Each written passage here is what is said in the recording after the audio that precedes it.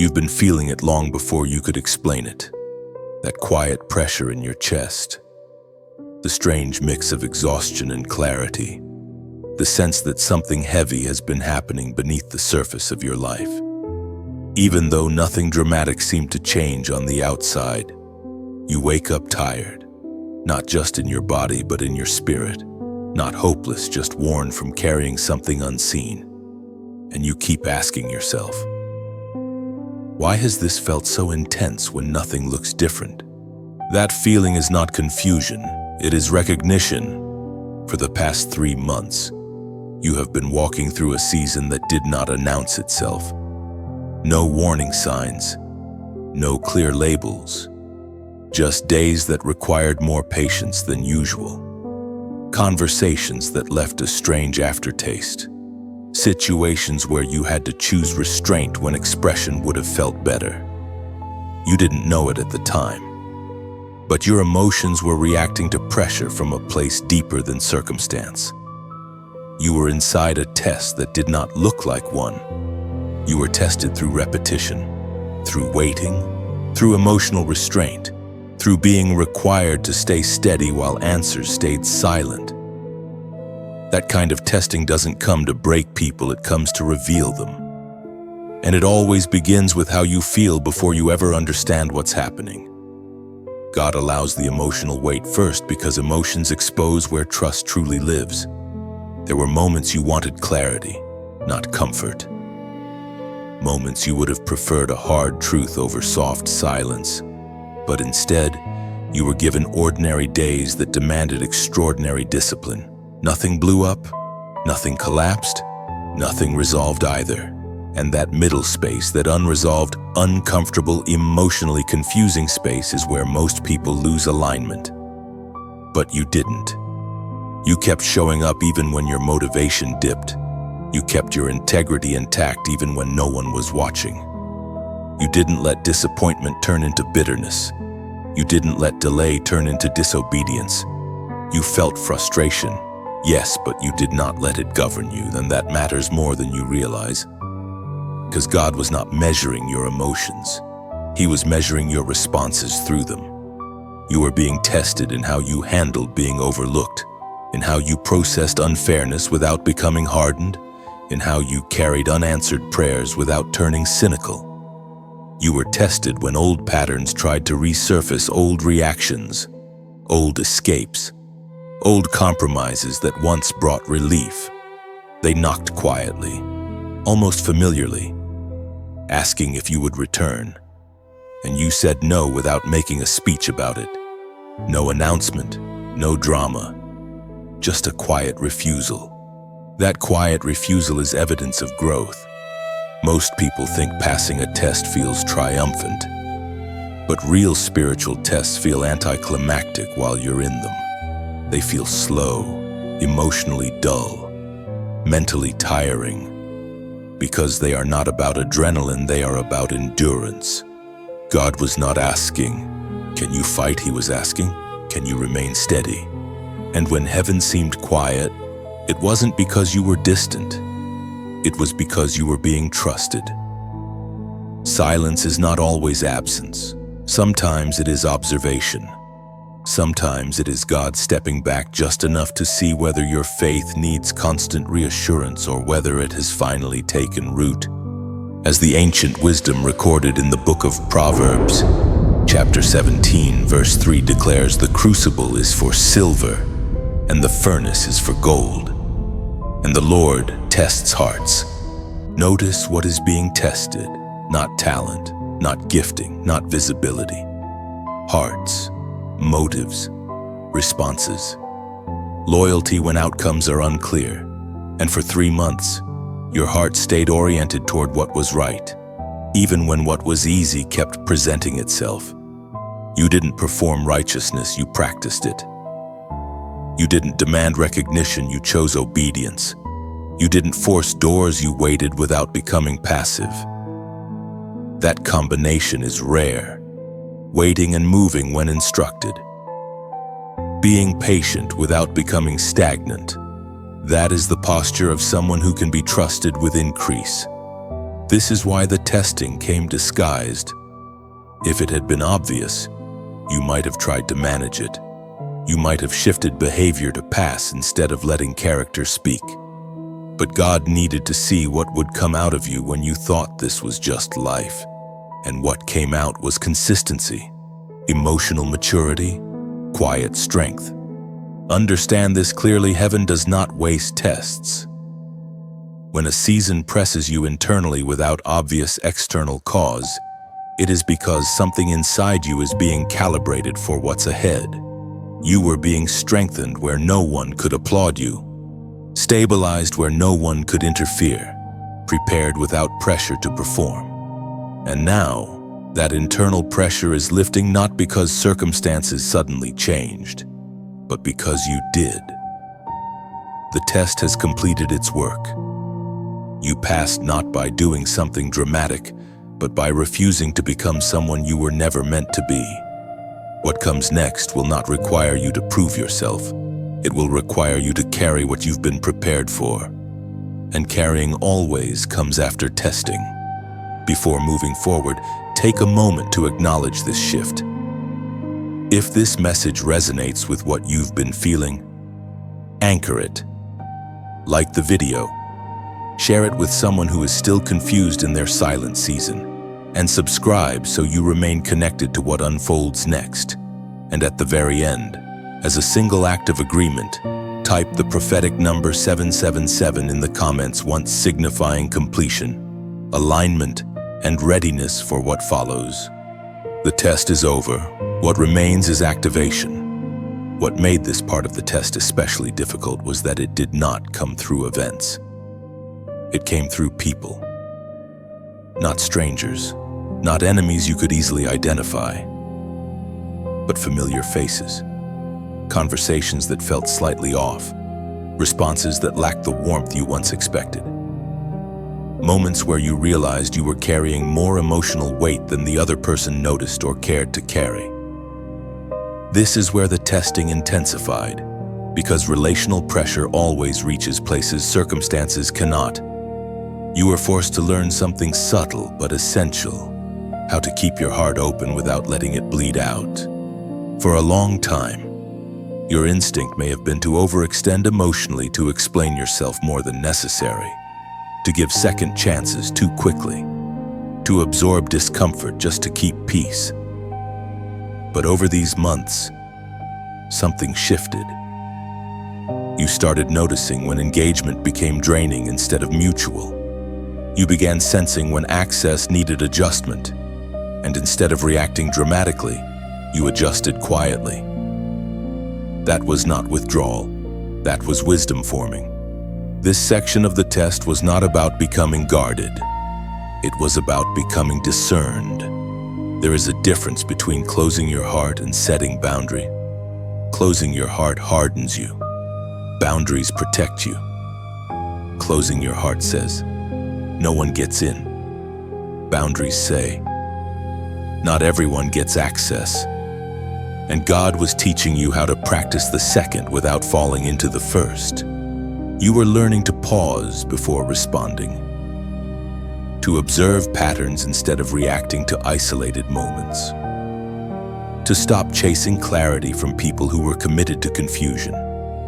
That restraint may have felt unnatural at first, especially if you are someone who values connection deeply.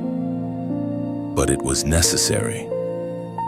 Because if you carry depth, not everyone is meant to carry you. Some people were not removed loudly. They simply stopped showing up the way they used to. And instead of forcing alignment, you allowed distance to reveal truth. That is not abandonment, that is maturity. You did not cut people off emotionally in anger. You let space speak. You let time clarify what words never could. And here is the practice God was embedding in you. Keep your boundaries firm, but your heart soft. This means you no longer confuse access with love. You no longer believe that saying yes proves loyalty. You no longer think enduring emotional inconsistency is a virtue. Instead, you are learning that love can exist alongside limits. That compassion does not require self-betrayal.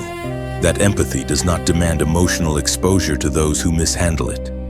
That lesson is essential for where you are going. Because elevation without boundaries leads to burnout. Influence without discernment leads to compromise. And God will never promote someone into a space they cannot sustain internally. So He taught you sustainability through people by letting you feel what it costs to overgive, and then teaching you how to stop without becoming cold. You may have noticed that you started listening more and explaining less. You stopped trying to convince others of your intentions. You accepted that being misunderstood is sometimes the cost of staying aligned. That is not weakness. That is confidence settling in. And yet, you did not shut down emotionally. You still felt deeply. You still cared. You still had compassion. You simply stopped making your heart available to environments that repeatedly proved unsafe. That balance, soft heart, strong boundary is rare. And it is learned only through experience, not instruction. The testing also revealed something else. Some people could not follow you into your next emotional posture.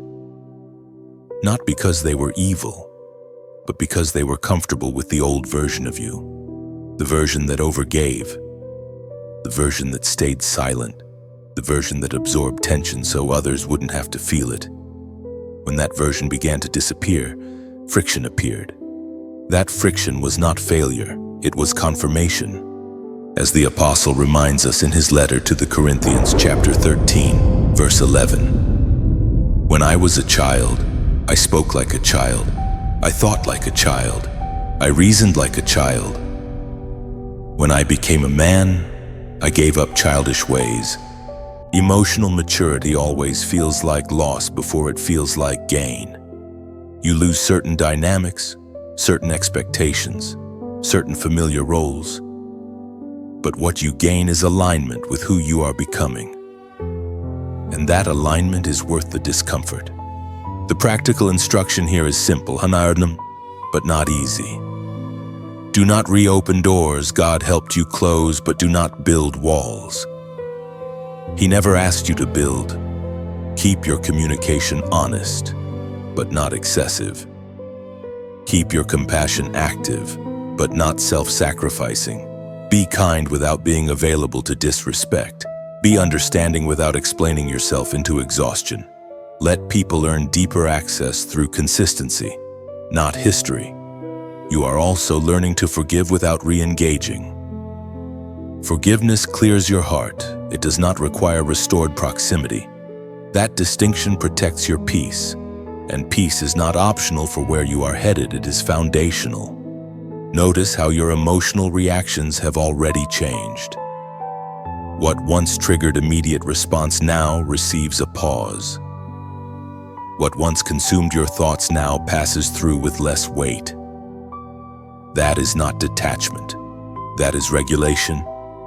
That is strength forming at the nervous system level, not just the spiritual one. God is preparing you to stand in rooms where emotional intelligence matters as much as spiritual authority, where listening will be more powerful than speaking, where discernment will be more valuable than defense. And you cannot enter those rooms if your heart is either wide open to everything or sealed shut in fear. So the instruction stands: keep your boundaries, but do not close your heart.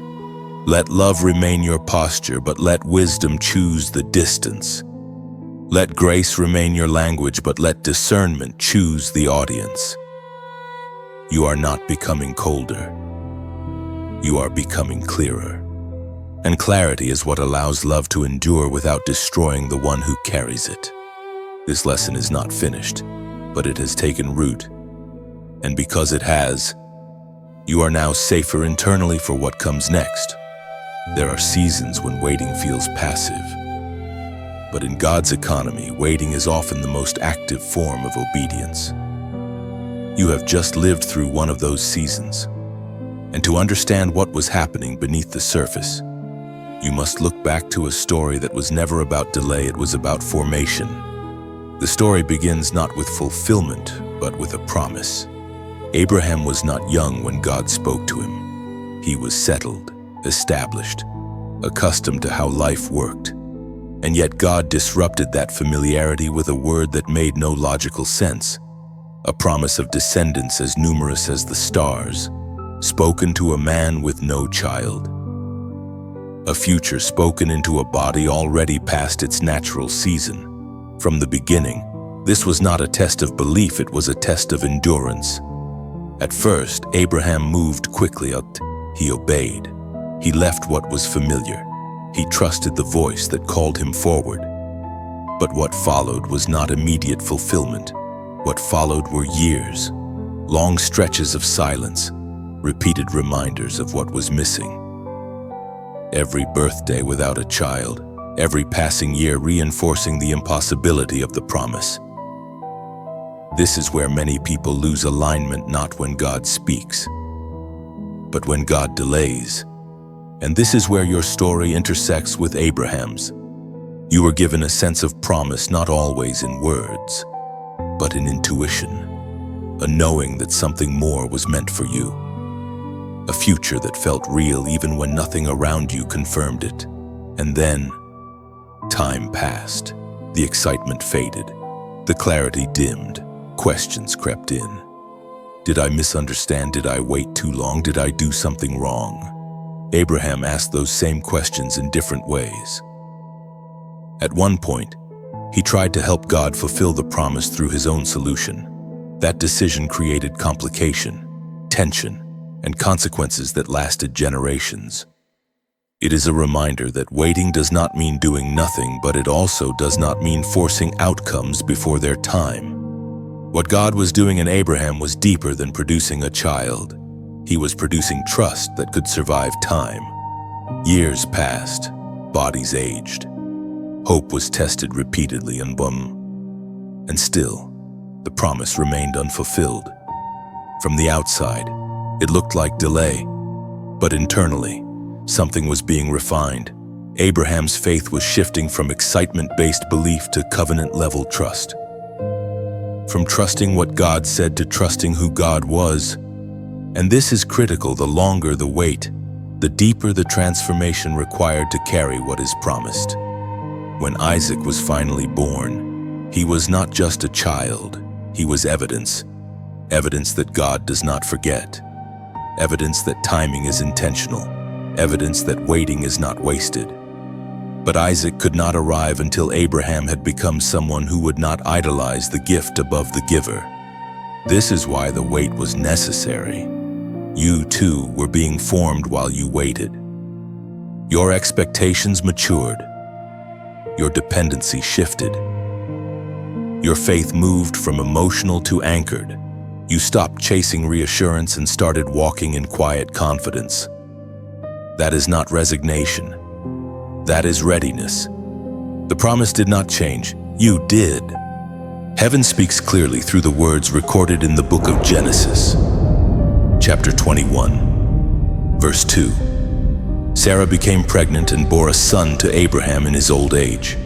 At the very time God had promised him, at the very time, not late, not early, not adjusted to human comfort, but aligned with divine precision. What looks like delay to the natural mind is often synchronization in the spiritual realm. God waits not because he is withholding, but because he is aligning all variables, internal and external, for sustainability. Isaac could not be born into a version of Abraham who still panicked in silence or tried to control outcomes. He had to be born into a man who trusted timing even when it hurt. And so do the promises in your life. Your 3-month testing season was not about endurance alone. It was about whether you would still believe without evidence, whether you would still obey without clarity, whether you would still wait without resentment. Like Abraham, you were learning not to rush God with substitutes, not to settle for alternatives that look close but carry long-term cost. Waiting stripped away urgency. It refined desire. It exposed what you were tempted to force. And in that exposure, you chose restraint. That choice matters more than you know. Here is the practical truth hidden inside Abraham's story. Waiting does not mean your promise is fragile. It means it is valuable enough to be protected by timing. And now, just as Isaac arrived when Abraham was ready, not when he was impatient, what you have been waiting for is aligning with the person you have become. You are no longer the same version who first received the promise.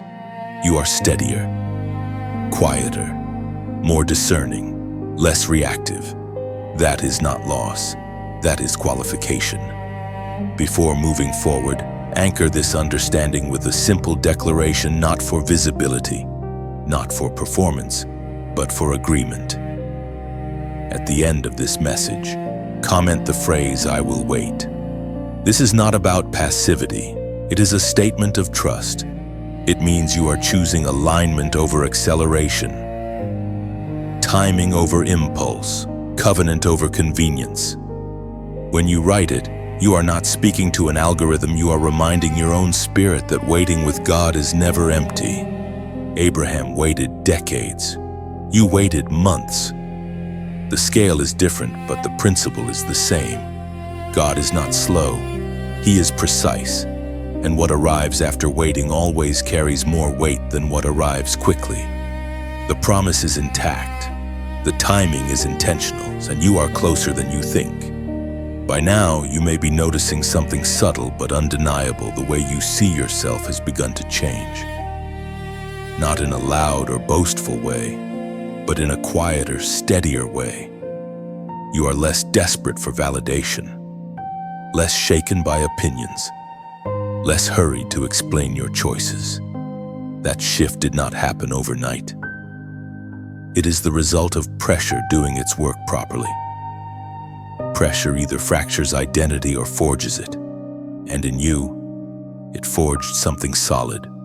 This section of the journey was about authority forming internally before it ever shows externally. For a long time, you may have associated authority with visibility, being heard, being recognized, being affirmed. But God does not build authority outward first. He builds it inward, where no one can applaud it. Authority is born the moment you stop needing permission to obey God, the moment you stop outsourcing your confidence to other people's reactions, the moment you realize that being aligned matters more than being understood. That is what has been happening in you. You have been learning how to stand without announcing yourself, how to move without explaining every step, how to let God defend what He assigned. This kind of internal authority often feels lonely at first, because it removes your dependence on constant feedback. But loneliness is not the goal, it is a temporary side effect of maturation. You are also being trained to resist something subtle but dangerous, the urge to rush into exposure before preparation is complete. Many people want doors to open quickly, not realizing that premature exposure can damage what is still forming. God has been protecting you from being seen too soon, from being celebrated before you were stabilized, from being elevated before your inner posture could support it.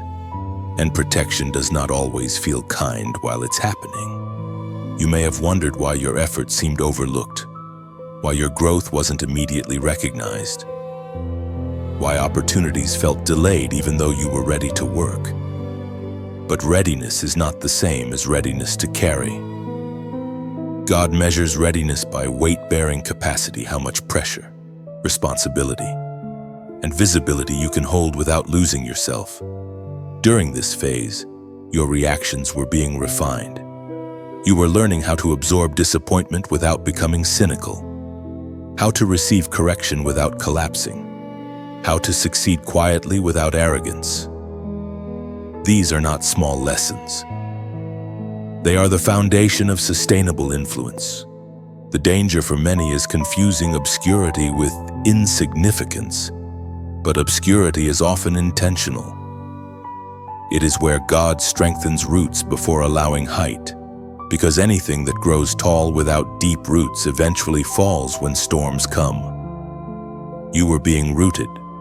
You may not have noticed it in the moment, but your inner dialogue has changed. You speak to yourself with more clarity. You question your emotions instead of obeying them blindly. You pause before reacting. That pause is authority. That space between feeling and response is where mastery lives.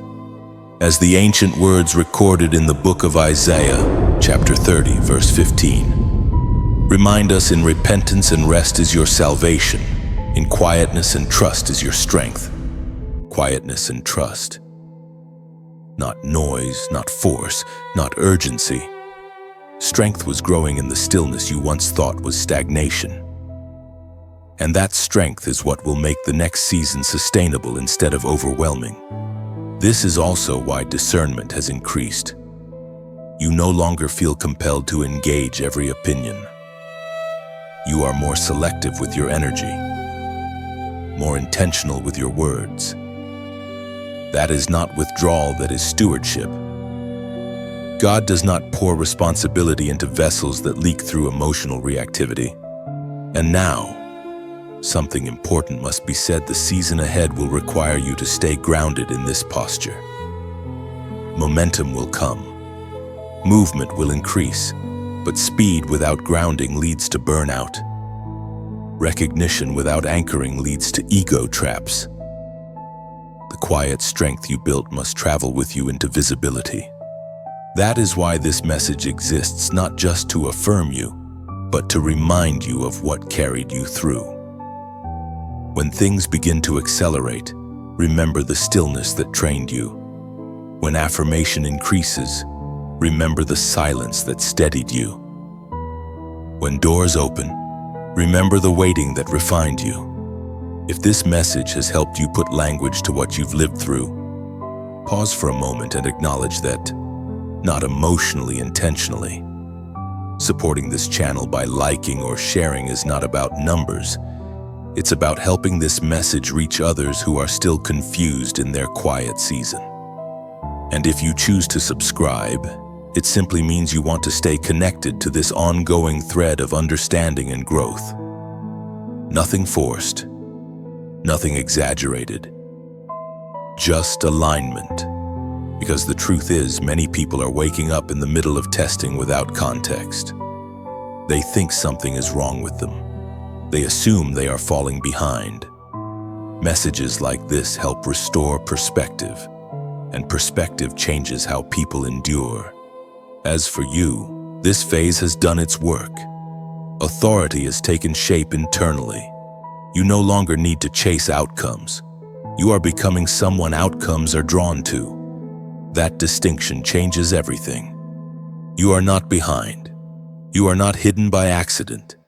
You are being positioned with care.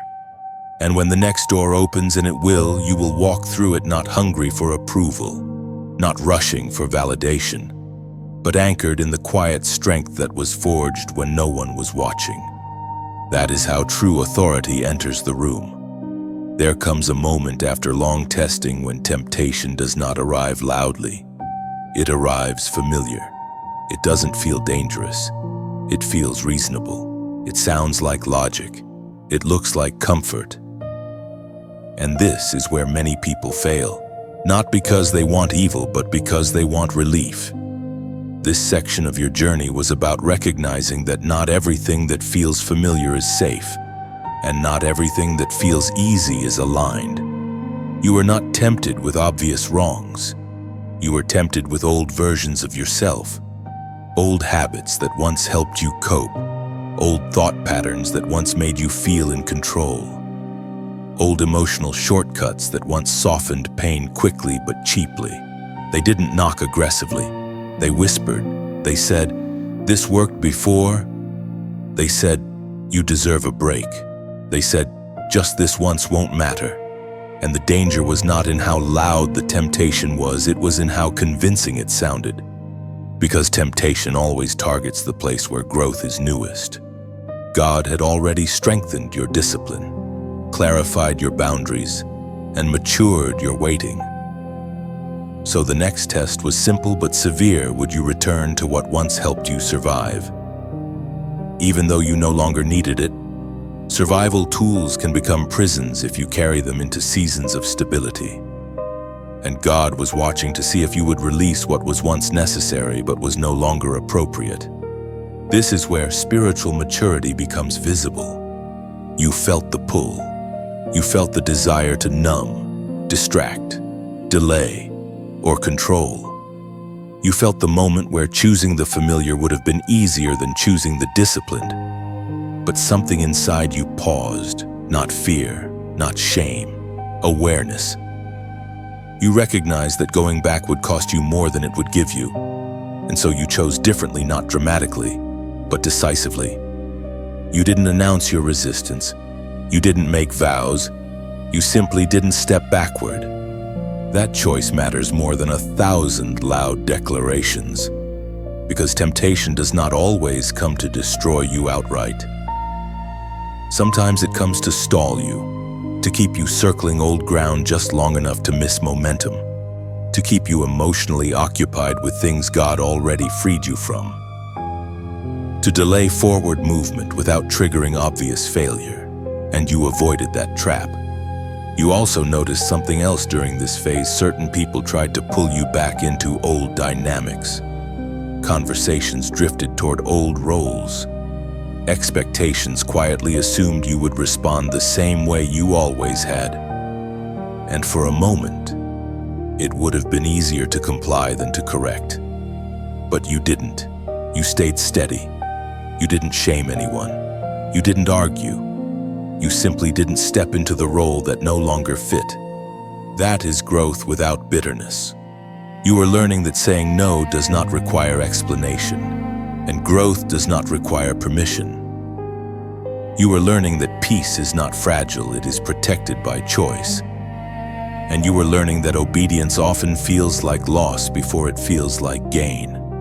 There is a cost to not returning to old comforts. Sometimes the cost is boredom. Sometimes it is loneliness.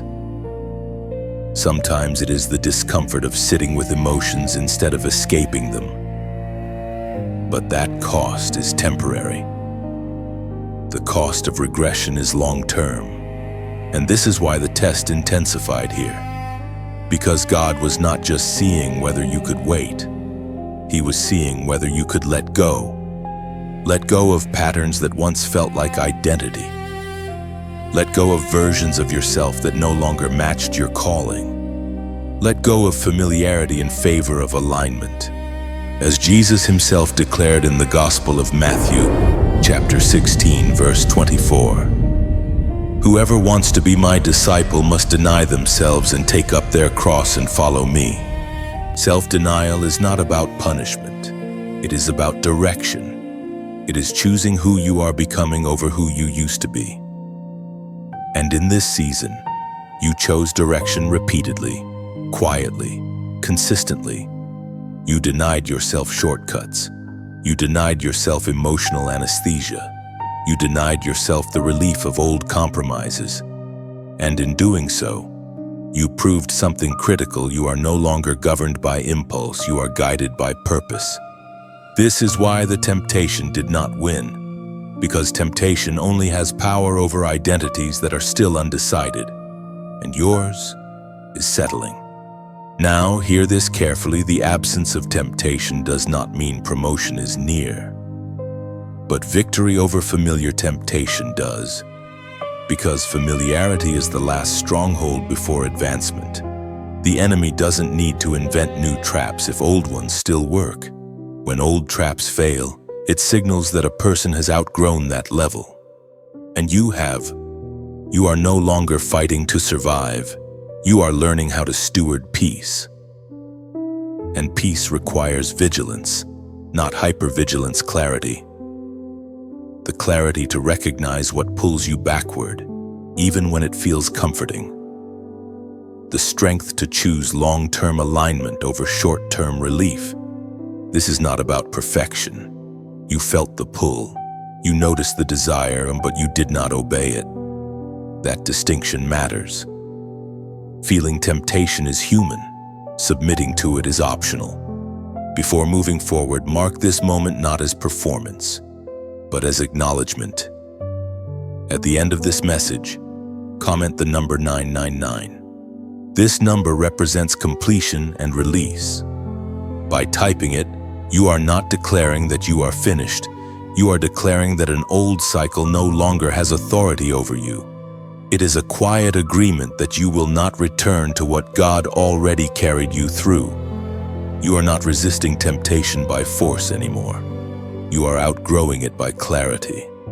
And that is how freedom becomes stable. There is a level of maturity that cannot be taught, accelerated, or imitated. It only forms when silence replaces explanation and restraint replaces reaction.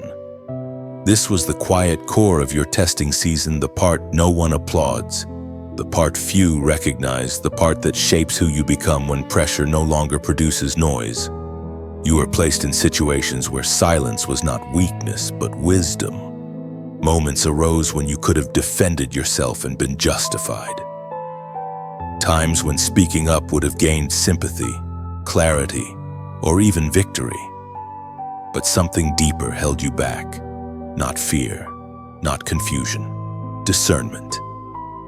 You began to understand that not every misunderstanding requires correction, and not every accusation deserves a response.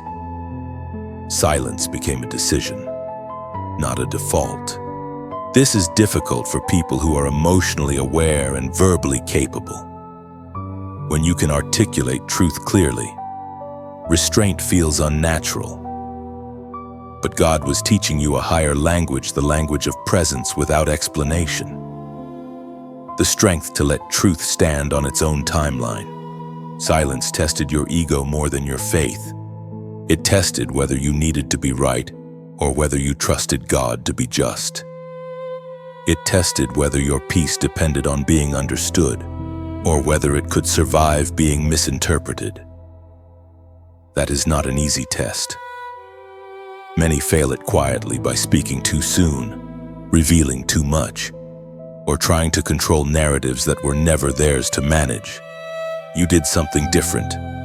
You stopped chasing resolution through conversation. You allowed time to expose what words could not.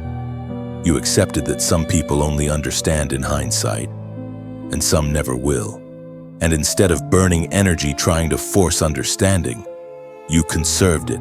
That conservation is maturity. Silence also revealed who was listening for truth and who was listening for confirmation. When you stopped explaining, some people drifted away, others leaned in. That sorting was not accidental. Silence removes those who feed on noise and keeps those who value substance. You were being aligned relationally, even when it felt isolating. There is also a deeper layer here. God Himself was quiet with you. Not absent, not distant, quiet. You prayed and did not receive immediate answers. You waited and did not receive quick reassurance. The emotional feedback loop you were accustomed to changed, and this exposed something important, whether your faith was dependent on constant affirmation or whether it had finally matured into trust. Silence from God is often the promotion exam most people don't realize they're taking. Because when God speaks less, it is often because He trusts more. He is no longer correcting every step. He is watching to see whether what He already taught has taken root. Silence is not withdrawal. It is observation. And during that observation, your inner compass proved reliable. You did not spiral. You did not abandon discipline. You did not numb the discomfort with distraction. You stayed present. You stayed anchored. You learned how to sit with uncertainty without demanding relief. That ability is rare, and it is essential for the next season, because visibility amplifies everything. If insecurity is present, it gets louder. If ego is present, it gets fed. If fear is present, it multiplies. God will not elevate someone whose inner world collapses in quiet. Silence was your training ground for stability. The ancient words recorded in the letter of James, chapter 1, verse 19. speak directly into this formation. Everyone should be quick to listen, slow to speak, and slow to become angry. This is not passive advice. It is a survival principle for people destined to carry weight. Quick speech often comes from urgency. Slow speech comes from authority. You are being trained to respond from depth instead of impulse. Notice how your emotional range has stabilized. You still feel deeply, but emotions no longer command you. They inform you. You observe them instead of obeying them. That shift marks the transition from reaction to leadership. Leaders do not lack emotion, they regulate it. Silence also protected you from premature exposure. Words spoken too early can sabotage what time is meant to establish. God shielded you from over-explaining plans that were still forming, from revealing insights to people who lacked context, from defending assignments that did not require defense. You learned that some doors open only when you stop knocking loudly and start standing ready. There were moments when silence felt unfair, when you wanted to be seen accurately, when you wanted your intentions to be understood, but you chose peace over persuasion. And that choice preserved your energy, your dignity, and your direction. This season taught you something essential. Not every battle is fought with words, and not every victory is visible immediately. Some victories look like restraint. Some look like patience. Some look like refusing to be pulled into emotional chaos that would have derailed your focus. And now, silence no longer scares you. You know how to inhabit it without losing yourself. You know how to wait without panicking. You know how to move without broadcasting. That makes you dangerous in the best sense, unshakable, unreadable, anchored.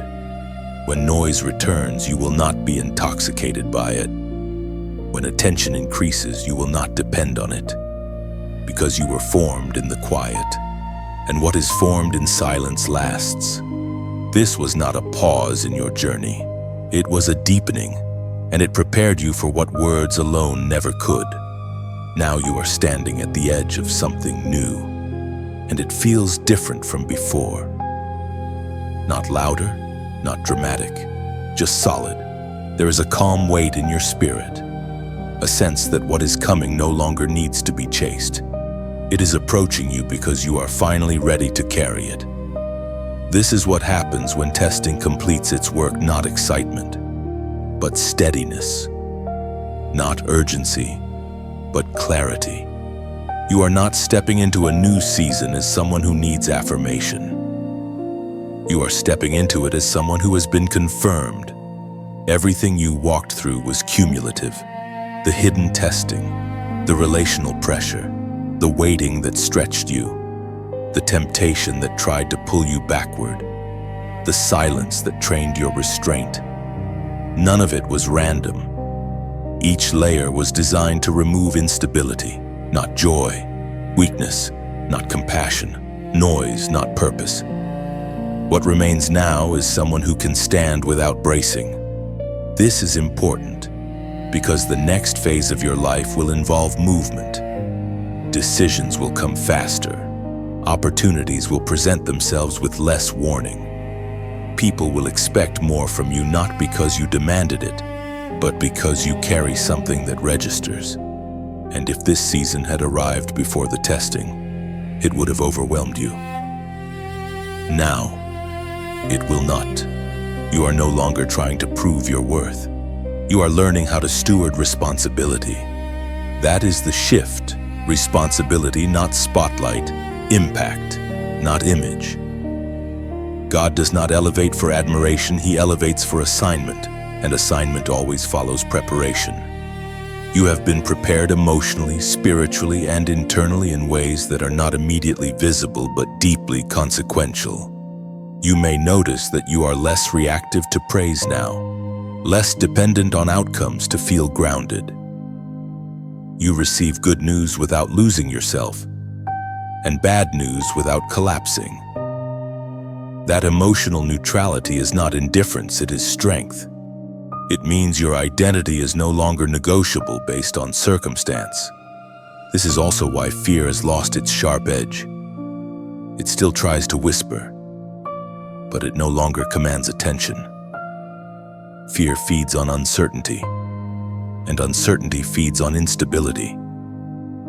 But you are no longer unstable. You know who you are becoming. Even if you don't yet see everything you will do, that knowing is enough.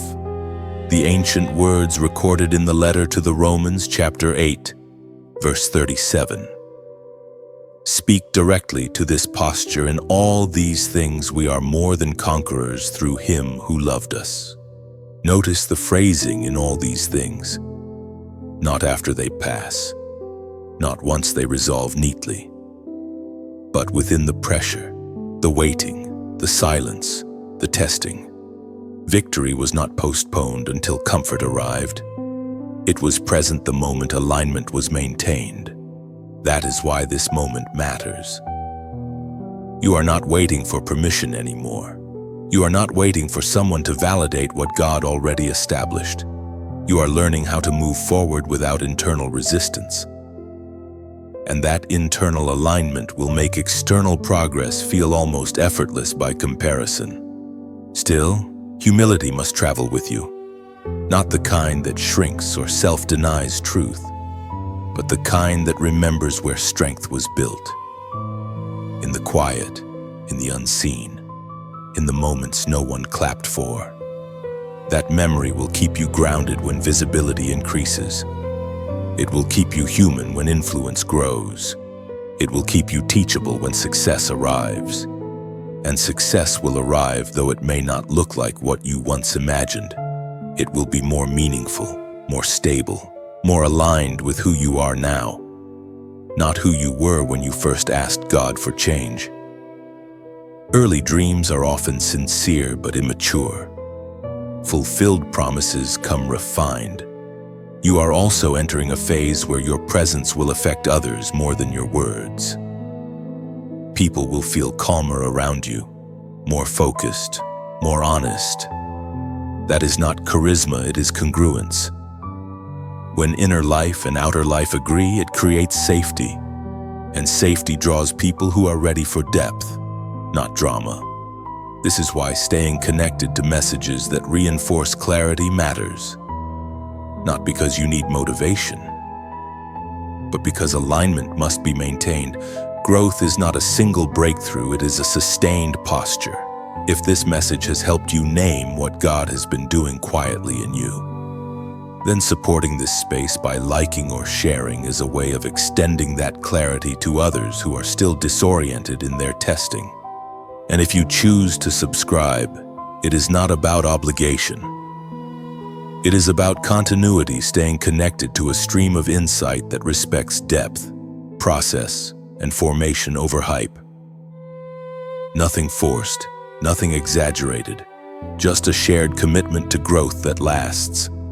As for you, this is not an ending. It is a transition from preparation to participation. You are stepping out of the furnace not scorched, but strengthened, not rushed, but ready, not loud, but grounded. What comes next will require courage, but not the frantic kind, the quiet kind, the kind that trusts what has already been built, the kind that moves forward without needing to look back for reassurance. You were tested, you were refined, you were prepared, and now you are positioned to walk forward with clarity, stability, and purpose, carrying what you once only hoped for, without losing who you became along the way. And now, there is nothing you need to rush toward, nothing you need to prove, no final instruction demanding action. What you have heard is meant to settle, not to stir anxiety or pressure. Let it rest in you the way truth does when it recognizes something already alive inside your spirit. Some endings close doors. This one leaves space. You may walk away from this moment feeling quiet rather than energized, thoughtful rather than excited. That is not a lack of impact, it is a sign of integration. When something resonates deeply, it does not always shout. Sometimes it simply rearranges things gently, making room for what comes next. You are allowed to take this forward at your own pace, to sit with it, to test it against your lived experience, to let it unfold naturally rather than forcing meaning onto it too quickly. Growth that lasts is never hurried. It unfolds as you live, decide, and respond differently over time. If this message has been helpful, you don't need to do anything dramatic with that recognition. Some people will feel led to like or share it, simply because they know someone else who is still walking through confusion or quiet testing. Others may just carry it privately, letting it inform their next steps in ways no one else sees. Both responses are valid. What matters most is not how this ends, but how you continue. You are not leaving with answers to every question. You are leaving with steadiness, with language for what you've survived, with confirmation that what felt heavy was not meaningless, and with permission to move forward without forcing clarity before it arrives. This is an open ending because your story is still moving, still forming, still becoming clearer with each aligned choice you make. Take what serves you, leave what doesn't, and trust that the quiet confidence you now carry will guide you better than noise ever could.